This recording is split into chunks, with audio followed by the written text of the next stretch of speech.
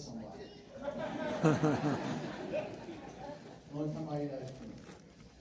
Okay, let's talk about broiler chickens. I think they titled this $12,000 on an acre. So we run 600 broilers to an acre. They average $20 a piece. 600 times $20 is $12,000. Thank you, we can go home.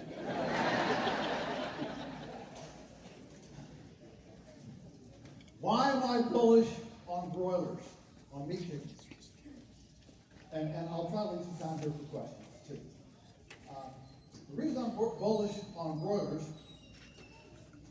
is for several reasons. One is that you can put them on land you don't own. So if you visit our farm, take a farm tour, which I hope you'll all do sometime, we'll go out to the field with the chickens, and we'll talk about the average American farmer being 60 years old. Now, if you read a business book, you'll find them saying that any economic sector of a culture that averages practitioners over 35 is a sector in decline. The farming is now 25 years past, all right, the median age of a vibrant, economic sector. What's the problem? The problem is when young people can't get in, old people can't get out. Okay? So we got both generations. We got young people wanting to come in, old people wanting to get out. One's on an entry ramp, one's on an exit ramp. Nobody can get on the expressway. What's the single biggest impediment for a young person getting into farming? Price of land. So I got a proposition. But you don't have to buy land. Would that be a game changer? Yes, indeed. So, the pastured broiler enables you to have a farm with mobile. Taking notes, there's going to be 3 M's here, okay? Mobile infrastructure.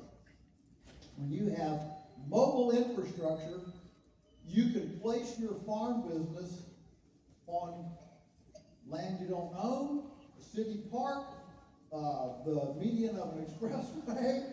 I've got people in California doing it in conservation easements. You do it in an orchard. There is not an acre of land in the globe that wouldn't benefit from pasture chickens. Not one. Okay? So, you have mobile infrastructure, and you can place it anywhere as a collaboration.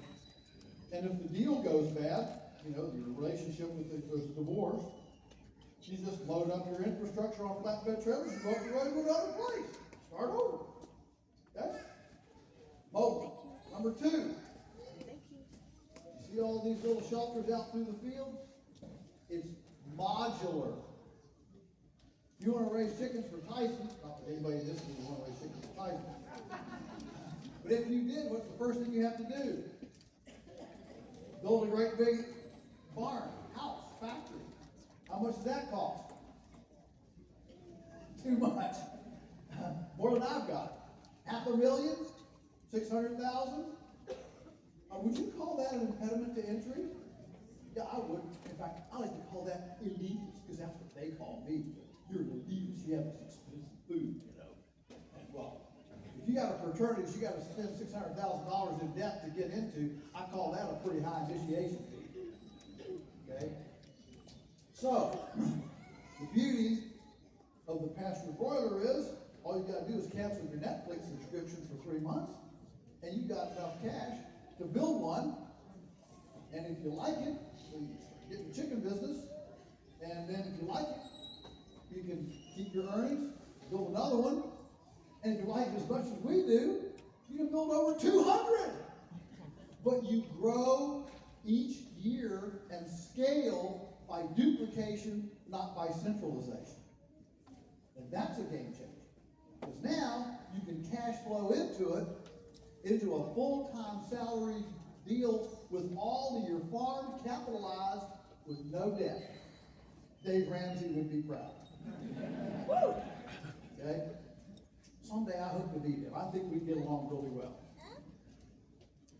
So the modular aspect is a major game changer in entry. So we got mobile, modular.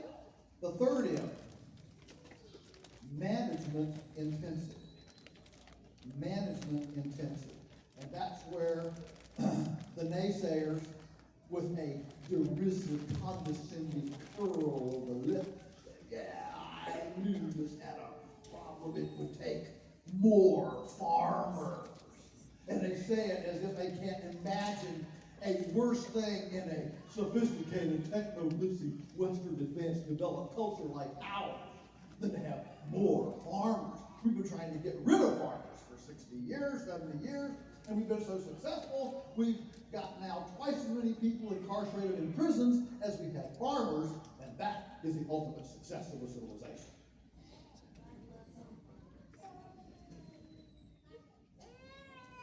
Guilty, yeah, I want more farmers. All right, guilty.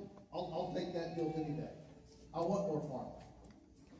Maybe if we had more farmers and a higher eyes to acre ratio, maybe we'd have a little more accountability in our food system, in our land management system. But without regard to that, the point is that when you go to management intensity instead of energy intensity, capital intensity, depreciable infrastructure intensity, energy intensity, when you go to management intensity, your equity moves from physical stuff to people. So our equity, when people say, what's the most valuable part of your farm? It's not the land, it's not the buildings, it's not the equipment, it's not even the animals. It's the skill, the knowledge, and our patrons. Some people call them customers. We like to call them our patron saints. Okay? Because they're the ones that keep the artistry going. All right? And there's not a banker in the world that can come and say, I'm going to foreclose on your knowledge. I'm going to put a lien on your skill. And we think that moving our equity from stuff to people is not only economically sensible, it allows us to be nimble as a business because we're not trying to retrofit and figure out what to do with outdated, obsolete infrastructure or pay the bills to keep it up. And I think it's near the heart of God because He wants a relationship with people. And that's what we want. So, say it with me. Mobile, modular, management intensive. We've just outlined an entry recipe for our next generation farmers. Because this is a way in. This is a way in. I don't have to have a pocket full of money. I don't have to even own land. Nothing. I can get in. And we've seen, I can't tell you how many people start farming, yes, full-time farming with this model because it does provide a low impediment, a low hurdle entryway to get in. Now, what are some of the advantages of chickens? One of the advantages is everybody's eating it. You don't have any, religious problems like you do with pork. So right now it's the highest per capita consumption in the U.S. Beef is about 50 pounds a year. Pork is about 55 or 57 pounds a year. Chicken is now over 70 pounds a year. Now, I don't want to get in a debate about whether we should eat that much chicken or not. I'm just saying, as a business opportunity, that's what people are eating. So if we want to chase the market, let's not try to change the market. Let's leverage the market to our advantage. And right now, the market is heading toward chicken, and so let's enjoy that. And another big advantage is that it's a fast turnaround.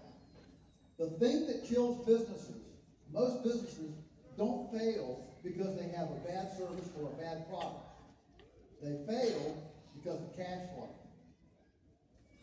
You know, the old historical butter and egg money. You know, Lowezy and Stuffy Smith, you know, butter and egg money. That was not their major income, but it was every week. It was that little cash flow. And so the beauty of pasture broilers is they come from the hatchery, 8 weeks, you've got your money. I mean, that's as fast as a radish. Okay? So you have this fast cash turnaround. All right? And that is a cash flow business change because you've got this cash flow. Now, it's hard to raise them in the wintertime when it's snowing. So for us, it's a 6-month on, 6-month off process. And when we first started, that was it. 6 months on, 6 months off. We gradually got freezers, walk-in freezers and stuff. And now we have them year-round, so now we can freeze extra birds through the season, and we have birds to sell throughout the winter. That came on slowly over time, incrementally as we developed the additional infrastructure. But initially it was a 6-month on, 6-month off process. So let's do just a few little how-to things, and I do want to leave time for questions here. So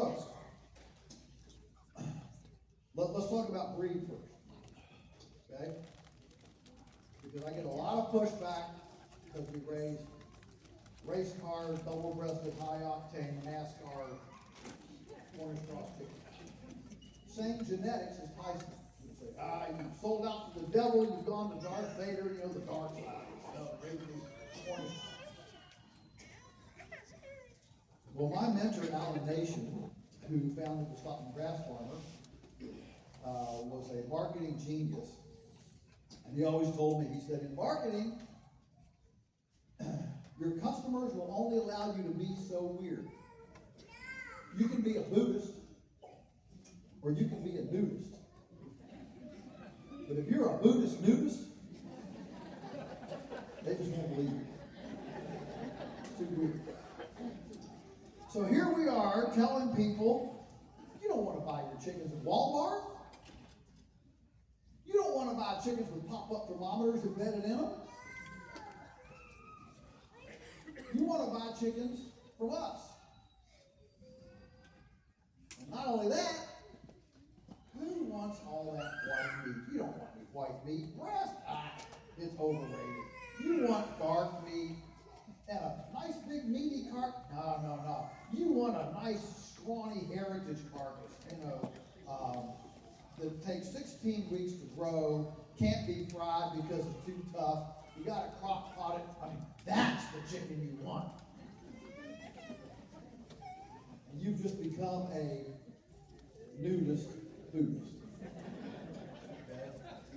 Now, am I opposed to the 3-pound, 16-week heritage scrawny dark meat chicken? No, I'm not opposed to it. In fact, I think I could even make an argument that that's what we ought to be eating.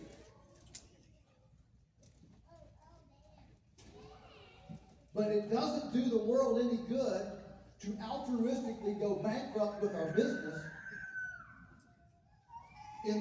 for the sake of altruism, just because people won't step up to where we are.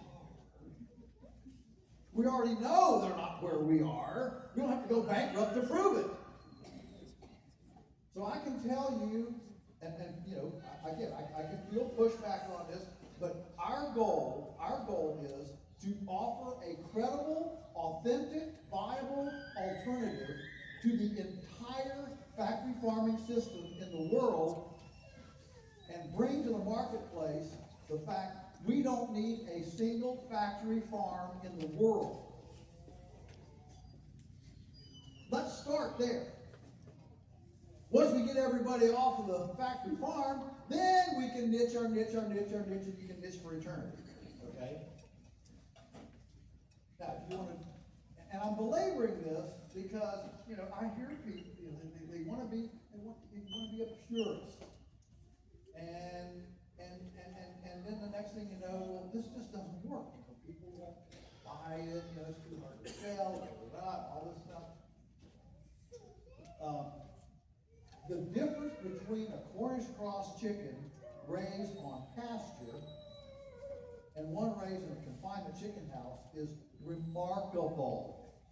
It is remarkable in texture, taste, omega-3, omega-6 ratio, polysaccharide fat, nutrient capacity, all those things. It's extremely different. I mean,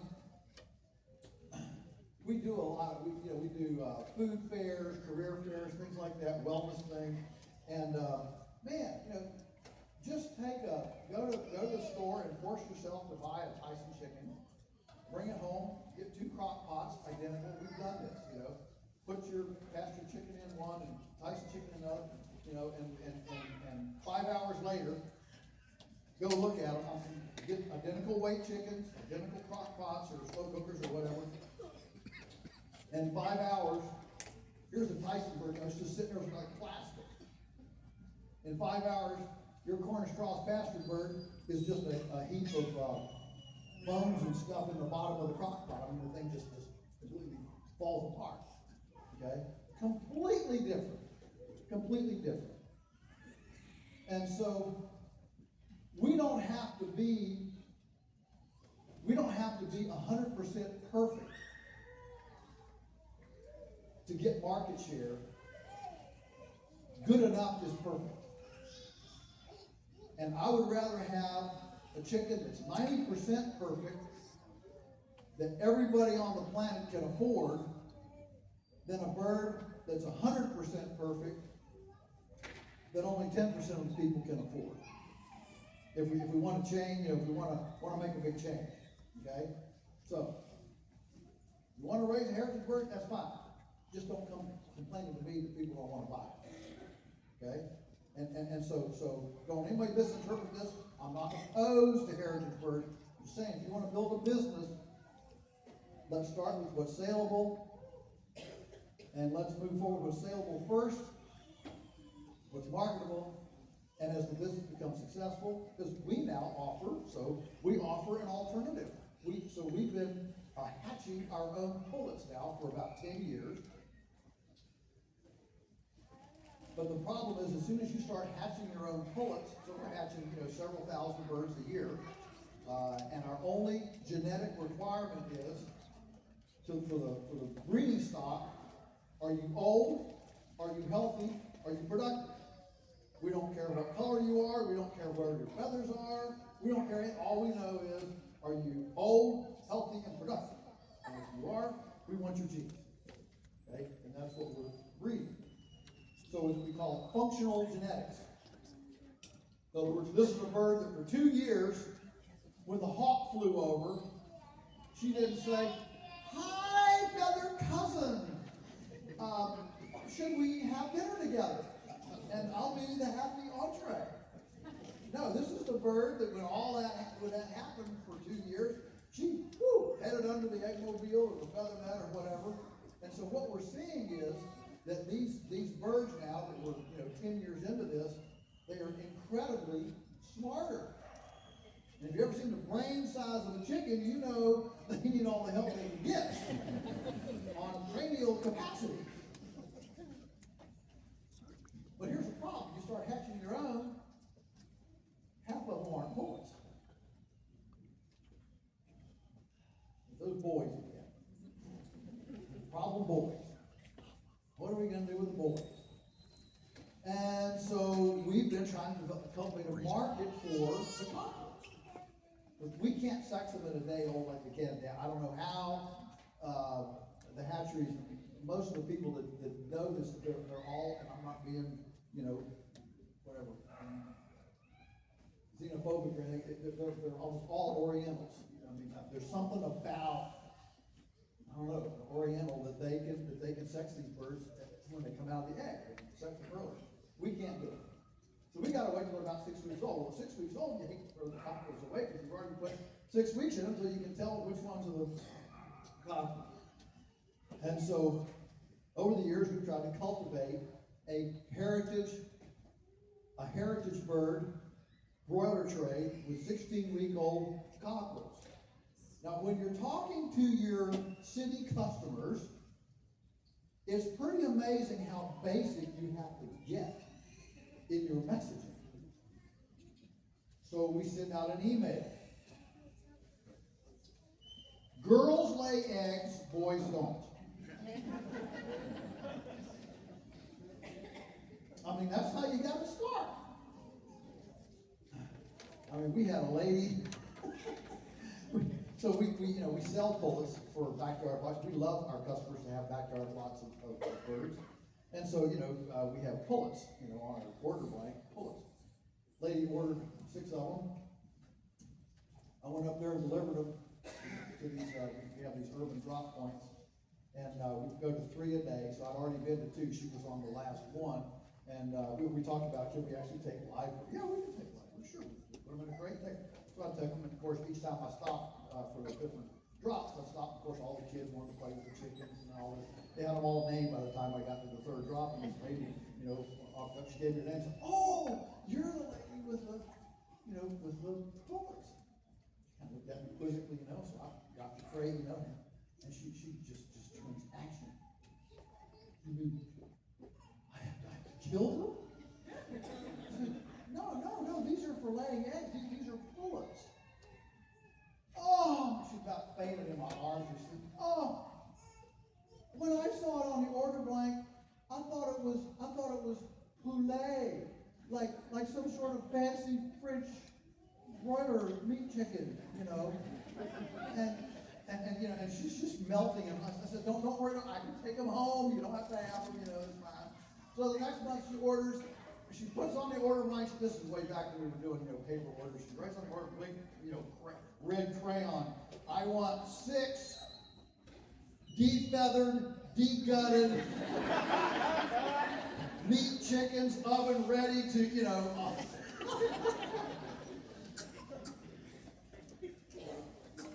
But now, with all these cockerels, we can offer a heritage bird, and we have customers, and let me tell you, the fat is orange, there's no white meat, the razor breast, but they're more moist, they're more tasty. You can't kill them with a stick. I mean, they just live. They eat way more grass, and we sell, 500 a year compared to 20,000 for the corn squash. Okay, but at least we're selling some. And in the last 2 years, we found a lady in North Carolina that works closely with the Hispanic community down there. Well, they want colored chickens. And so now, this summer, for the first time, she's ordered 1,000 of these cockerels every month. Okay? So this has been a game changer for us. So now we'll finally be able to actually sell regular pullets. We'll be able to sell fertile eggs. We'll be able to let this thing run a little more because now we have a market for the boys. But so I'm not opposed that, and there are people, there are really discerning gourmands who understand the value of that kind of chicken. But it's not a wide base. It's just not a wide base. Okay. We've got, goodness, when we started 40, 50 years ago, I'll be very sexist here, it was in female DNA to know how to cut up a chicken. When you were a woman, you knew how to cut up a chicken. Just every woman knew how to do that. Today, half of our customers, and all of our customers are women, men aren't customers. Men just look in the refrigerator and say, "Honey, I can't find it." Yeah, that's all men do. All our customers are women. And half of them don't know that a chicken has bones. It's boneless, skinless breast. They think we go out like to an apple tree, and pick boneless, skinless breast. They think these chickens are, just kind of walking like skeletonless, they just kind of walk around.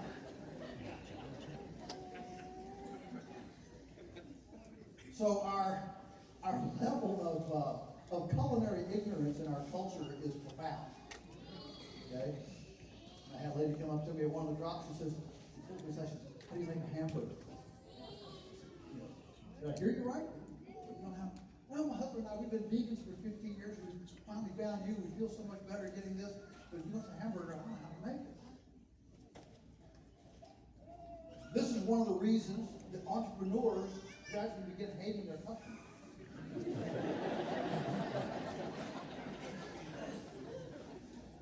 Because entrepreneurs continue to progress and tweak and refine and learn and get better, and develop mastery. But every day, you got a phone call and new people coming in at ground level that think a poulet, or a pullet is a poulet, and how to make a hamburger, and that a chicken doesn't have a bone. Which is why you need young team members to take care of all those ignorant, novice questions and be excited, like, oh, yeah, that's right. It doesn't take a rooster to make eggs. Yeah, we don't need a rooster in there to make eggs. That's a fantastic question. We've never heard that question before. I'm so glad you asked it. Because you're one of the smartest customers we've ever had. You've never had somebody think that you have to have a rooster to have eggs. You need that kind of enthusiasm to fire up your customers and make them feel like they're special. Okay? When old entrepreneurs like this that have been in it for 60 years, you get tired of feeling. I'm veering off on a rabbit hole. Okay, so these broilers. So we talked about genetics, all right, and I wanted to belabor that because when I visit farms, I look at what's making people struggle. This is the number one struggle that I see. I'm going to go out here, I'm going to light the world on fire, I'm going to be purist, altruistic, I'm going to bring perfection. And for some reason, the people who you want as customers who are, they're not bad people, but, in persuasion, you study rhetoric, okay? In persuasion, let's say a 10 is somebody that has a grain mill in their kitchen, buys grain on a 25-pound bag, and has a garden and 5 chickens and a milk goat. Okay? Not even a cow, a goat. I mean, that's even like a step beyond. That's a 10.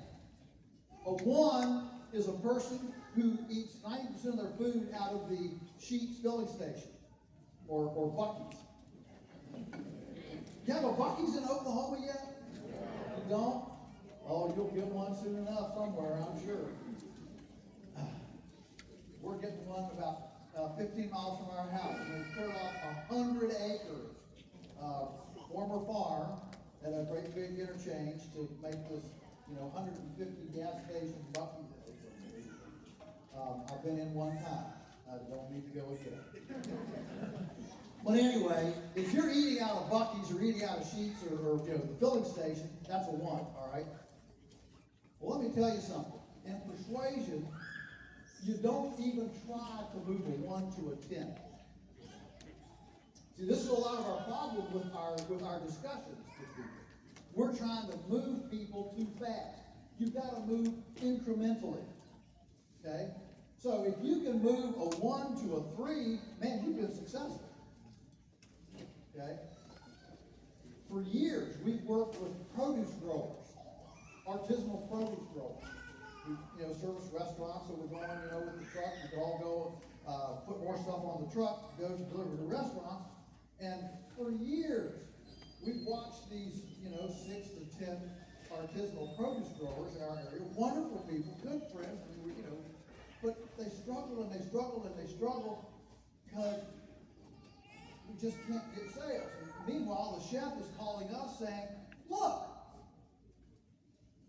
I don't need but 10 pounds of purple, blue, I use them like a garnish.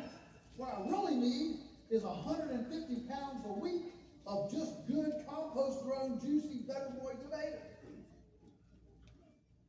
But our growers want to be sculpting things out of the garden. I want something really special and memorable. Chef calls, look, I use blue Peruvian fingerling potatoes as a garnish. You know what I need? I need 200 pounds a week of just good, high-quality Kennebec potatoes. And we try to tell our producer, look, guys, give the chef what he wants. He's going to buy a little bit of this, but you're not just boom, right out here, boom, and then, 3 years are out of business. Quit, burn out. It's just, the world won't stand and salute my flag. Well, how about giving them a flag that's not so far away? Okay? Something they can get to. And so this genetic thing is a big deal. All right. So the chicks come in. We don't vaccinate, we don't medicate, we don't eradicate, adulterate, procrastinate, or anything else. They come in. Let's talk about a little bit of the brooder situation. The bedding. So this is another great big sticky point. Okay.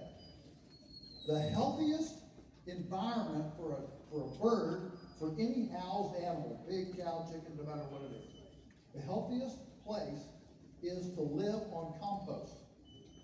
Nature sanitizes two ways. One is with rest and sunshine. That's the pasture idea. You're moving animals all the time, rest and sunshine. All right? That's one way. The second way is vibrant decomposition. Vibrant decomposition. Okay? What's a good example of vibrant decomposition? I just mentioned it. A compost pile. Right. So if we said, all right, we're going to do a composting demonstration here today, but we don't have very much material, so we're going to make it really small. We're going to make a compost pile that's 12 inches by 12 inches by 12 inches. What would you say? It won't work. Why won't it work? Not big enough. Why isn't it big enough? Heat. Why won't it make heat? So you got to ask why. What is it, 6 times till you finally get to the real answer? All right, why won't it make heat? There's not enough mass. I love the word mass. Yes, there's not enough mass. So here's the way I explain this to first graders. Look, that little pile, is full of beings. You can't see them all. You might see some of them, some roly-polies and swarms and things. But most of them you can't see. All sorts of fungi, microbes, actinomycetes, mycelium, and all the azotobacter, gibberellins, and all these things. There's trillions and trillions of them in there. And you know what? All those beings, they need to build roads and houses and schools and libraries and NFL and coliseums and all this stuff. It takes space to be able to build a community. So they need at least 3 feet by 3 feet by 3 feet to have a core in there big enough to make highways and schools and libraries and all the things that you need to build a community. And the kids go, wow. And so that size is important. So when we're going to house animals, regardless of what it is, we need depth in that bedding. Not a little 2-inch skiff. Depth. We want it to be deep enough that there can be a strata in which the microorganisms live. Okay? That takes depth. What does that mean? Well, that means we've got to build our brooder so that it can handle depth without rotting out all the sill plates. Okay? So you gotta think through the infrastructure design to get to the biological synergy that you're looking for. Okay? And so our brooder is made so it can handle, basically 24-inch deep material. We start with about, 8 inches. And between batches, we just stir it, inject oxygen, and then add new material. What kind of material? So you want a material that's fluffy enough and arable enough that little chick feet, little itty bitty chick feet can stir it around. So it's not going to be straw. It's not going to be wood chips. It's not going to be junk hay. Okay? Our favorite is wood shavings. You know, the curly shavings that would come out of like a cabinet shop or a woodworking shop, okay? Or, you know, a planer work, okay? They're bouncy, they're real aeraty, and you can put those in. So we, you know, work with a couple of cabinet shops, woodworking shops in the area that make custom work, and we go and we bring all their shavings home. And we've been very clear to tell them, you know, we would go out of business if we can't get your stuff. And it's not really true, but it makes it feel good. And so we take their stuff, and it doesn't matter. It can be black walnut, it can be, you know, cedar, it can be pine, oak, whatever. It doesn't matter. All right, and that's what we use for the bedding. And these little chicks, even at 6 and 7 days old, they'll fluff down there. You'll see them, you know, down 7, 8 inches, digging down in there, and under the nipple waterers. We use nipple waterers because they're a lot cleaner than bowl waterers. The nipple waterers, you know, of course, they drip some water, and that whole 24 inches along where the nipple waterers are is extra damp and grows lots of worms. And those chicks will, even a 1 week old chick will dig down almost 12 inches in there to eat worms and all the extra bugs that are down around around those nipple waterers. If the chicks are all spread around the outside of the brooder, they're too hot. If there's not a donut under your heat source, whether it's a heat lamp, you know, natural gas hover, or whatever, if there's not a donut, they're too cold. A donut meaning if they're completely closed in under your heat source, they're too cold. You don't need to have a donut. You need to have something, you know, where there's like a 12-inch circle in the middle where they're not so hot. Okay, that's how you know if they're hot or cold. Then at somewhere around 2 weeks, depending on the weather, we take them out to the field into the portable shelters. Now let me say a word about the portable shelters because there's a lot going on. We got so tired of being told we were obsolete about 10 or 12 years ago that we bought the big field schooner. The big field schooner. You've seen some of those. And so we ran them side by side with our shelters. All right? Here's our benchmark on our shelters. 60 seconds to move a shelter. Shelter here carries 76 broilers.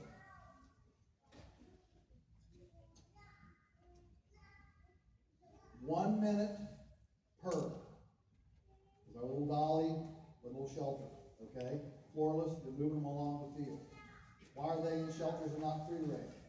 You put 22-week-old chickens out, everything in the world is going to eat them. Crows, starlings, hawks, everything, okay? So they're totally enclosed, not to mention raccoons and foxes and coyotes and all that stuff. So they're totally enclosed.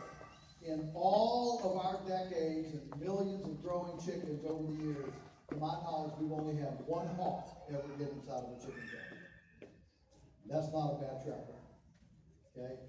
So we're going to enclose them with the shelter, move them every morning, 1 minute per shelter. So in 60 minutes, one person, without starting an engine, can move 4,500 broilers. That's our benchmark. And there aren't a dozen people in the country who've ever made a benchmark. They either make the shelters too heavy, won't make the dolly, or something. Okay? So we ran these side by side. If you look at the advertisements for the great big, you know, field schooners, they'll say move 500 chickens in 10 minutes. 500 chickens in 10 minutes. In 10 minutes, we can move 750. And we're more conducive to rolling land because when you have a smaller footprint it handles the terrain a lot better. You know, you're going into valleys, up over ridges, and stuff like that. You get this big 50-foot long thing, and boy, you know, in 50 feet, you're often going to have a dip or a little rise or something. Then you got to spend 10 minutes putting, you know, special things around, and you got to have a special electric fence hook up, whatever. No. It's just keep it simple. Keep it simple. Okay. And yeah, you can.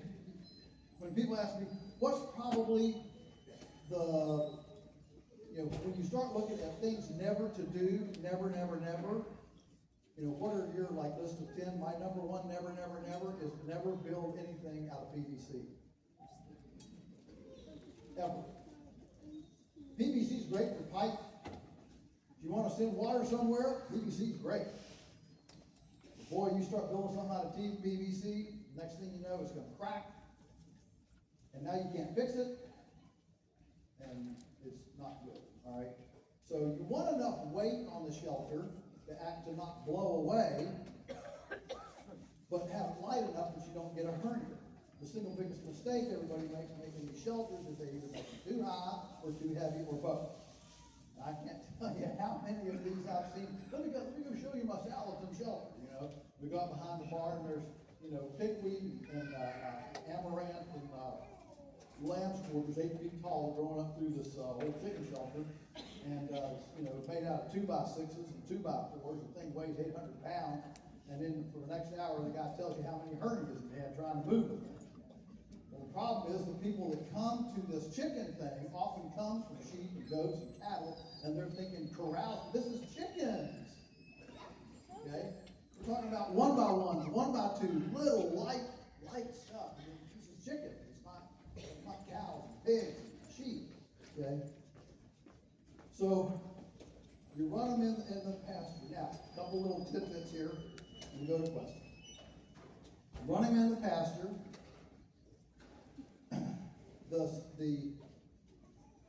You want to always move them toward the sun, because chickens are always drawn toward the sun. If you move them away from the sun, it's a lot harder to move them, because they don't want to go into the shadow of the darker side of the shelter. Okay? When it gets hot, we take off the back panel so it becomes a breezeway. Right? We use aluminum roofing, not steel, not canvas, because those are heat absorptive. Aluminum is heat reflective and creates a Venturi effect with heat that moves underneath and keeps them ventilated. We move them at daybreak. At daybreak. Not a half hour after daybreak. Not an hour, not after the second cup of coffee. Okay? We go out at daybreak. Why? Because we want to move the shelters after the chickens have slept all night, they're hungry, and there's dew on the ground, like a crisper, and the grass is the crispest it's going to be through the day. It's going to get hotter and drier and a little bit stale looking, okay, through the day. The chickens are hungriest. They're the most active. The grass is the crispest and the most palatable. We want to move them at daybreak. As soon as you can see, start moving those birds. Chickens are the first animal up in the morning. Okay? They're the first animal up in the morning. It's chickens, and then cows, and then pigs. So if you're a late riser and don't like to rise, you might have E14 DNA. If you're a sunflower in the morning, you jump out of bed and, hey, I can't wait to embrace the day, you might have a little bit of chicken. Okay? So all of these nuances are critical. We either mow with machinery or cows to keep the grass very short. Why? Because the chicken doesn't like long grass. And what happens is if the grass gets long, they can't masticate it because it's too long. They want 2 and 3 inch long stuff. So we mow and shorten that grass so when we get those chickens moved on, the blades are short and tender, and they can eat them real well. The other thing is that when you have long blades, they can't eat them and they bend them over, and grass is not absorptive, so they're pooping all day, and pooping's going on this slick unabsorptive grass, and the chickens get dirty. If the blades are short, the poop goes right straight onto the ground, and the ground kind of, absorbs it, is spongier, and takes it in, and the chickens stay a lot cleaner. The other thing is that possums and raccoons and minks and weasels and pine martens and everything out there likes chicken. It goes pump in the night, okay? And so when we shorten the grass, those varmints don't like to go out there in that open field because they might get picked off by a great horned owl that can't get into the chickens, okay? And so they don't want to go out there. So the short grass helps in a multitude of ways. And so these are specific little nuances that we use to make sure that those chickens eat all the green material they possibly can, the most they can. Even here's another one. When we're moving them, so let's say we're moving 20 shelters. Okay, takes 20 minutes. So we move all those shelters, and then we water all those shelters, and then we feed all those shelters, so that the birds have 30 minutes after we move them, before they get fresh feed, to push them to eat grass, find grasshoppers. But as soon as you put the new feeder in, they're going to go to the feed. Okay? And so we want to just time our chore strategy to stimulate the birds to eat as much green material as they can. All right? So all of this, everybody, listen.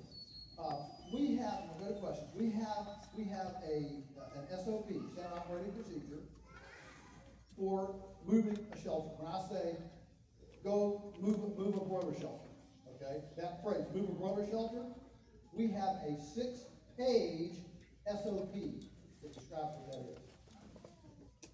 The water bucket is set at 4 o'clock. Okay, I mean, all of this stuff is described.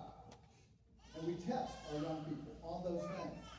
So, there is no end to the creativity somebody can exhibit to mess up something. Right?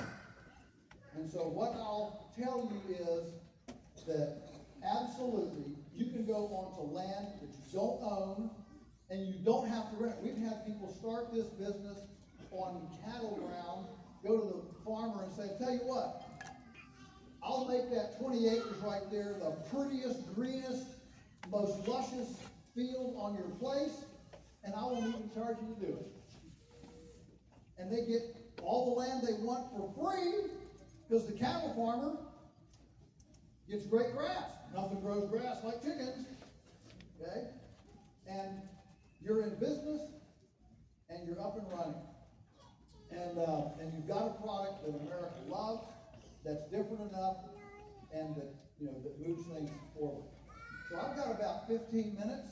I really wanted to save time. I mean, I could talk for a long time on this, but I want to zero in on some of your questions, your things, and it doesn't have to be about broilers, but it can be about anything. So let's go and don't be bashful. Yes. Are you culling the fastest growing birds early in the shelter? Are we culling the fastest growing birds early? Okay, so we get chicks once every 3 weeks, but we butcher every week. So what we do is at week 7, we go in and we pull out the 10 biggest birds per shelter. That drops the numbers down and takes those 10 birds out. Week 8, we take all the birds out of the shelters that we didn't take any of the 10 out before. Clean them out. Week 9, we go back and get the leftovers from the ones we took 10 or 15 out the first week. That gives us not consistent weights, but close to consistent weights. All right, and that way we don't have to start chicks every week. We can start chicks every 3 weeks. In other words, part of efficiency and economy is clumping your workload together. All right, and so we would rather do a little bit of sorting on the end to not have to start a new batch of chicks and do all the fruiter prep and all that every single week. So that handles our brooder better and works. So we actually are harvesting them at 7, 8, and 9 weeks. Our birds grow about 20% slower than the Tyson birds in the confinement houses. Okay? Pasture does not substitute for any feed. If you think pasture is substituting for feed, it doesn't. It's the same amount of feed.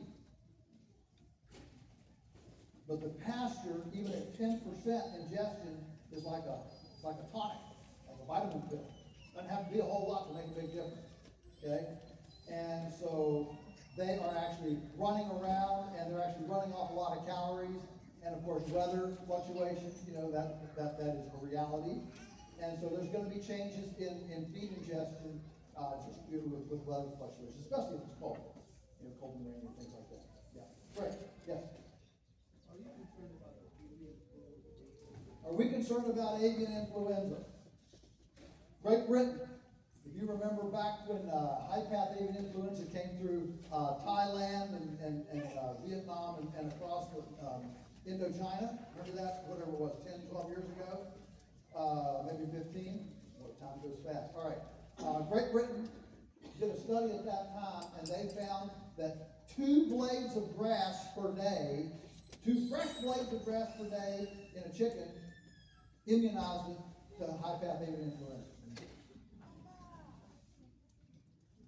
Now you would think that the industry would say, this is cool. No, of course, they bury it, they don't say, they poo-poo it. Just like when Cornell said, all you have to do is take grain away from cattle for 14 days before slaughter, and they'll never have E. coli that can cause you harm. You'd think the industry would say, okay, new protocol. We're gonna take them off grain for 14 days before slaughter. Nobody's gonna have to worry about acidulated E. coli. No, the industry poo-pooed Cornell, said, they didn't do the right study, they didn't and the whole thing was not there. Yeah, you're right, it's about money.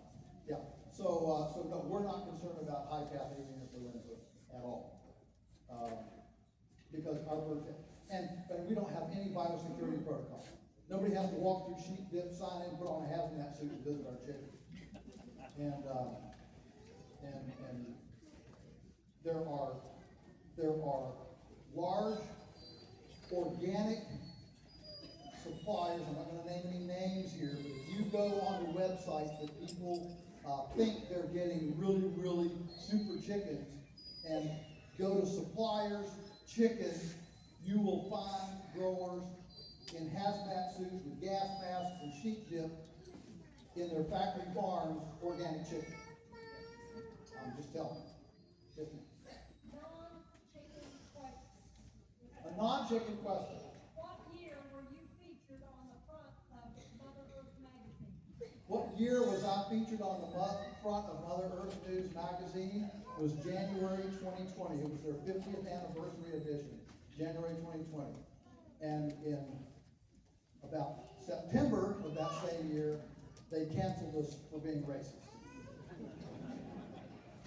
It was a great fall thereof. Yeah. Protein sources in feed that's not soy. Protein sources in feed that's not soy. Oh, okay. All right. Let me talk about soybeans for a minute. I do not impugn any whole food. It's all good. Whole foods, look, all the studies that have been done with estrogens with soy have all been non-soy, non-whole soybeans. That's why I don't use the term soy. There's a big difference between soy, which is all of the fat extruded from the bean and just the meal, versus the whole bean, which is the basis of tofu and all sorts of heritage foods. It would be like saying, because high fructose corn syrup comes from corn, I'm never going to eat corn on the cob. Things happen when you break food apart.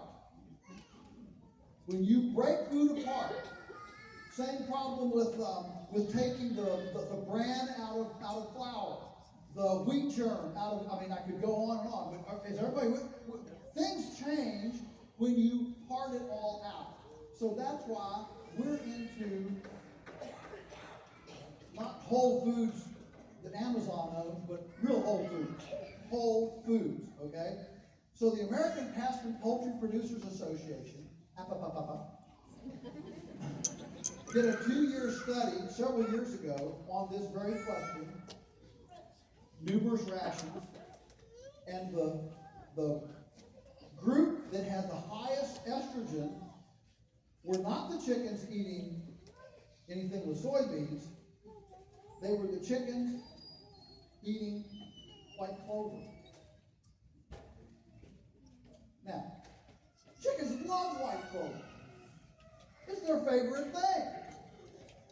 Are we going to say, no, chickens can't eat white clover? I think, folks, that sometimes we become too clever for our own good. And we all love a villain. You know, we don't have sacred causes anymore. So we got to find new fingers to point, new villains, new things to demonize. I'm going to get political here in a minute. But, you know, nobody goes to church anymore, so nobody's working on their own problems. So all we do is look at each other and identify everybody else's problems. Okay? So this whole soy thing, I believe, is a creative villain in the minds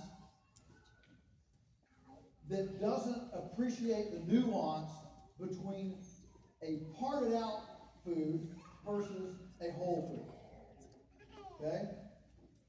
And I'm not gonna keep our chickens from eating white clover. That's the favorite thing they like.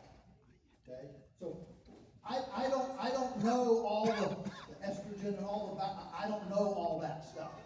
Sometimes I think maybe we'd be better off if we didn't even know estrogen existed. Or testosterone either, for that matter. Okay? If we didn't know testosterone existed, Fox News would lose half of its advertising. I'm glad we don't have a TV. You know, when I flip on a TV in a hotel, that's about the only time I see it, you know, you're flipping through, and I've discovered this. You know you're getting older when the only thing worth watching on TV is sponsored by, you know, Scooter Store, Viagra, and Depends. Okay, so that's where I am on the soybean. So we use whole roasted soybeans. They taste like peanut butter. And yes, I have eaten them. And anything that tastes like peanut butter probably is pretty good. Now, what are alternative sources? So that's my first response. Second response is, okay, so what are we going to substitute? All right, we can substitute with fish emulsion. Well, now the chickens taste fishy. And fish, bycatch fish, is from those horrible Japanese drift nets that destroy all the menhaden and the food fish for the mackerels and they destroy the ocean. So now we're going to patronize the destruction of the fisheries in the ocean. Well, that doesn't sound very good. All right, well, we can use peas, Austrian peas or whatever. Well, there aren't any peas grown in Virginia. So I got to bring them in from North Dakota. So now I bathe all my feed in 1,000 miles of diesel fuel to bring it to me when I've got farmers right down the road in my community that would love to get an extra 50 cents a bushel for non-GMO material that I can patronize and keep my neighbor farmers in business. Okay? So these are not simple issues. You could use earthworms. You could use worms.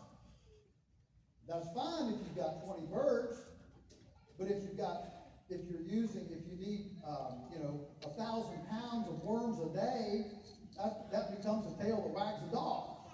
And worms are squishy, perishable. You raise too many, and going home saying this farm stinks. I mean, these are not just simple issues. And so I hope I answered it good enough to have you think. All right, yes. I was wondering, you might have already answered the question, but it's really hard for us to find kind of an organic feed, a whole feed. I don't. Hard for us to find a good feed. Who's the miller here? There's a vendor here that's milling. I saw somebody for Countryside Organics here. Look, everybody, you guys, I'll push you on this. There's enough of you here. If you get together and you want a mill, I mean, I was talking to a guy. He said, well, we've got all these cow mills, but they won't custom grind. Listen, if a bunch of you went and you asked for, added it up, and he had a potential to sell $800,000 worth of chicken feed a year, GMO-free, good stuff.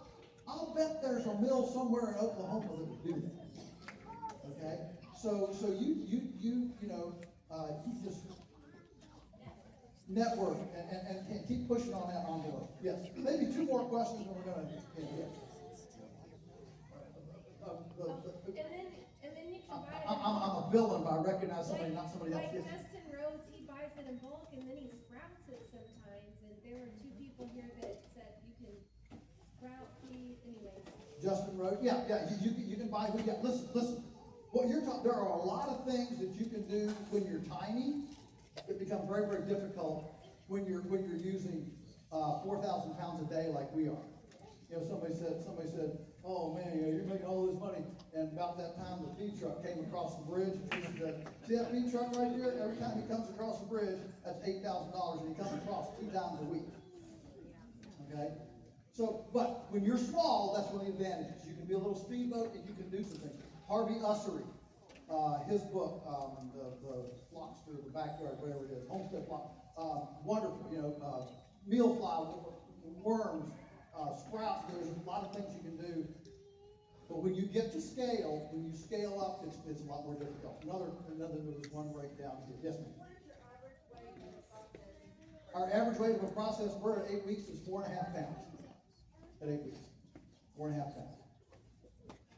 Everybody's leaving. Are y'all okay to go another 5 or 10 minutes? We need to go. Yes, sir. Right here. So, what do you charge for one of your broilers compared to what Walmart charges for one of their Tysons? Yeah. What do we charge for our broilers? So Tyson, well, I don't know. I don't buy chickens at Walmart, but does anybody know? I mean, I think they're like $1.69 or something. Maybe they're $2 now. I mean, I know they've gone up a lot since COVID. I just don't know what the price is right now.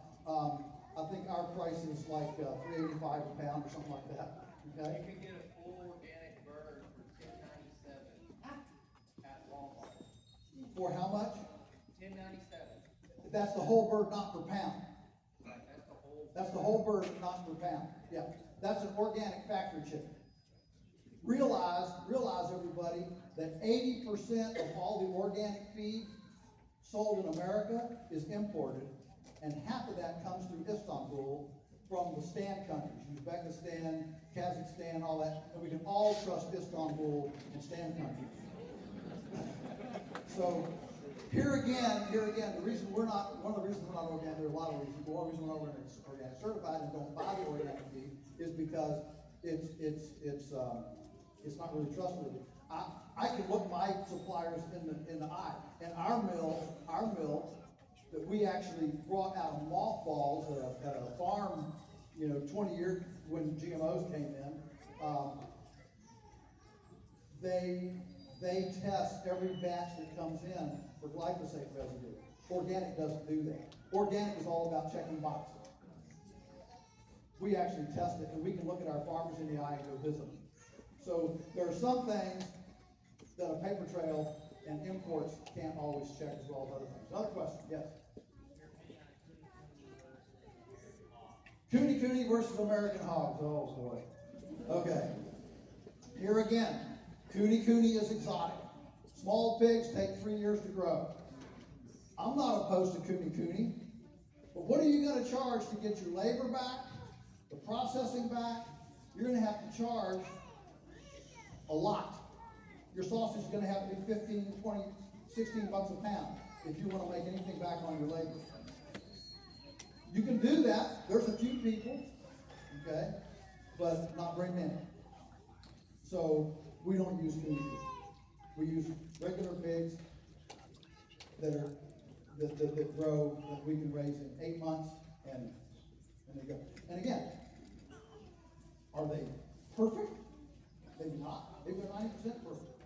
But they make a viable business. And I'm not gonna apologize for having a profitable business that fudges a little bit to meet the market. Question? Yes, ma'am.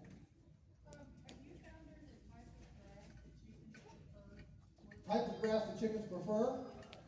The first type of grass they prefer is not a grass, it's a legume. It's called clover.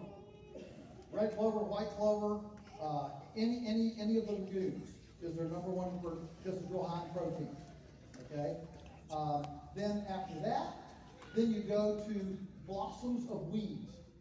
Any kind of weed, a blossom, blue, yellow, red, no matter what color, they're attracted to the color and to the blossom. Okay? And then you go to the grasses. Okay? And the grasses, it's not about species, it's about tenderness. More than anything. It's about tenderness. Yes? But,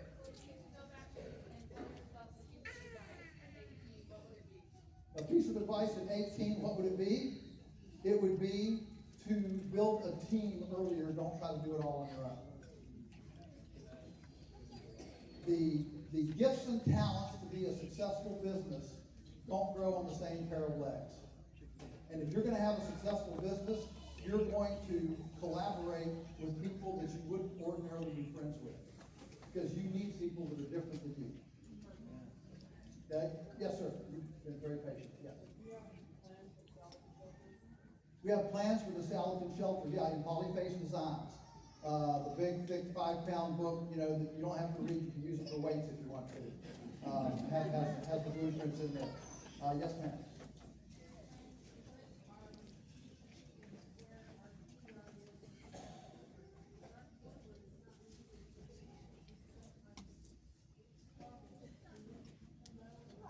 Okay, we're getting ready to put the chickens on a bunch of clover, but the clover is like 8, 10, 12 inches tall. What do we do? Yeah, you graze it with cow, sheep, milk cow, or a mow it. You have it for your bees. Yeah, cutting it will affect the flowers. That's why, you're not going to cut it all at once. You're going to cut a little bit of it at a time, so you're going to have a mosaic. Some's going to have flowers, some's going to be growing and getting ready to make flowers, and some's going to be after flowers, okay? And so you don't do it all at once. Yeah. Maybe 2 more, and we're going to have to shut it down. Yes? So, how important is it for you to be engaged in state and local politics and associations to help, make sure that we have the freedoms as homesteaders on a go-forward basis? How important is it to be involved with state, local politics associations. to make sure, political associations to make sure we have our freedoms intact? Ooh, man. You got another 30 minutes. Go ahead. You know, I've been to Richmond. I've been to Congress and done testimonies. I've been to Richmond. Every time I do that, I do it because they ask me and because I know it needs to be done, like it's obligatory. And it's also, it's nice for somebody to ask you and think that you're an asset to their, whether it's, comes from Thomas Massey or something. I jump off the cliff with Thomas Massey. Whenever you see a vote in Congress that's 434 to 1, he's won. I asked him one time, I said, Thomas, how many of you would it take to really change the country? He said 9 more. He said if there were 10 of us, we'd have a different country. Because when he calls a press conference, it's just an idiot maverick. But if 10 call a press conference, it's a big deal. So I don't like that world. I don't run in that world. I just stay away from it as far as possible. But I guess my sense is that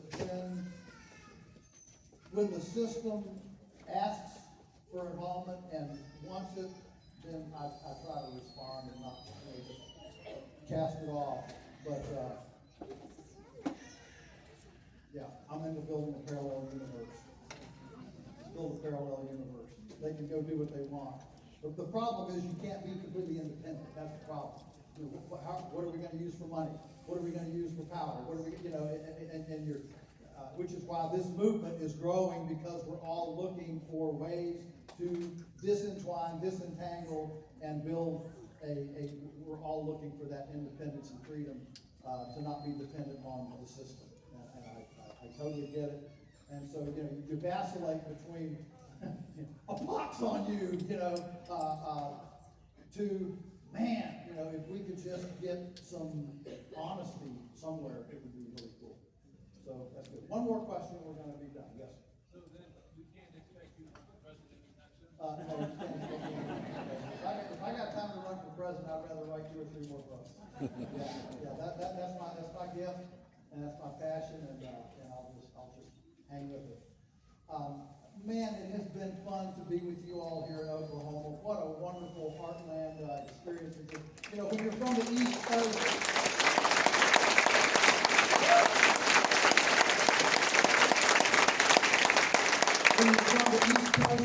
you're 3 hours away from the White House. It's just great to be here with all of you today. This is real country. I don't mean country hillbilly, I mean real American country. I mean, you understand the Bill of Rights, you understand, leave me alone,